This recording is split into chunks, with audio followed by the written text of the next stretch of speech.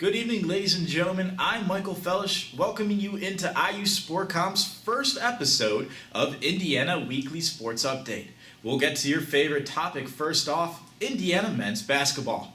The Indiana Hoosiers welcomed in Minnesota Saturday afternoon, marking the first time in nearly 12 years that two top 10 teams faced off inside Assembly Hall.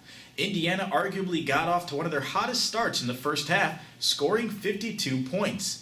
Minnesota, coming out of halftime, scored 52 points of their own and made it a close game down the stretch, but the Hoosiers were able to prevail, going on to win 88-81.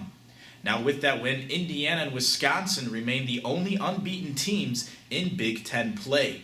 They will face off Tuesday night inside Assembly Hall to see who will be the lone member on the top of the Big Ten Conference standings.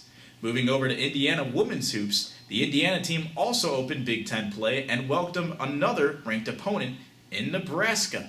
Indiana, safe to say, got off to a slow and rocky start, at one point finding themselves on the opposite end of an 18-2 run. Indiana, in the end, lost final score 67-38. Alani Sinclair finished with a team-high 15 points, and she's now 8 points shy of becoming the 23rd member in Indiana program history to score 1,000 points. Moving over to Indiana men's soccer, Coach Todd Yeagley has recently been named the Coach of the Year by Soccer News after winning his first national championship in just his third year at the helm of the Indiana men's soccer program.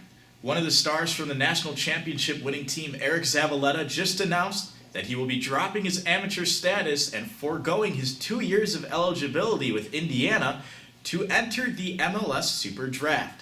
The draft will take place on January 17th, and Zavaleta is projected to go in the top 5. Moving on to Indiana baseball, the IU squad announced last weekend that they have removed IU relief pitcher Johnny Hoffman. The senior pitcher was found with a Class C felony after charges were brought against him for drug dealing, according to state case records. Hoffman was preparing for the 2013 season, coming off a stellar junior season where he led the team in runs, wins, earned run averages, and appearances. Hoffman was selected to be the 2013 preseason Big Ten Pitcher of the Year, but he will no longer be a part of the Cream and Crimson. The Indiana women's tennis team had a stellar day of competition at the Adidas IU Winter Invite on Saturday, as the Hoosiers went 6-1 in singles and 6-2 in doubles. And finally, moving on to Indiana men's and women's track and field, the Hoosiers were able to sweep Purdue in 4 straight series. The men won 80-52 in the matchup, while the women won in a close one, 69-67.